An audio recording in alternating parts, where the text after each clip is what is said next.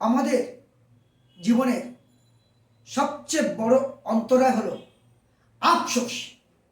এটা একটা পাপ, মনকে কুরে কুরে খায়।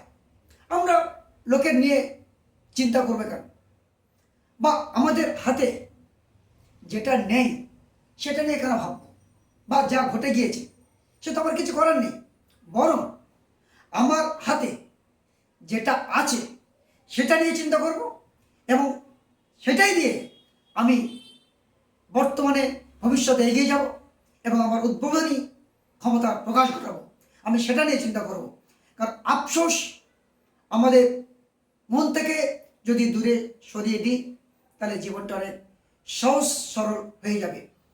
আমি যদি মনে করি আমি যে কাজটা করছি, যে সৎভাবে যে কাজটা করি এটাই আমার সঠিক কাজ, এটাই আমার ভালো কাজ, তাহলে আমার মধ্যে কোনো আফসোস থাকে না। সুতরাং আমি বলবো আফসোস মন থেকে দূরে সরিয়ে দিন। Get up early in the morning. সকালে উঠুন। টেল ইয়োর সেলফ, নিজেকে বলুন, I never complain about anything. কোনো বিষয় নিয়ে আমি কোনো অভিযোগ করব না। What ever happens in my life, আমার জীবনে যাই ঘটে না কেন আমি নিজেই লড়বো। আমার যা হাতে অস্ত্র আছে সেটাই নিয়ে লড়বো। আমি যে কাজ করছি সেটাই আমার সঠিক পথ, সঠিক পথে আছি। I am in the right track, in right direction, then we can reach our right destination.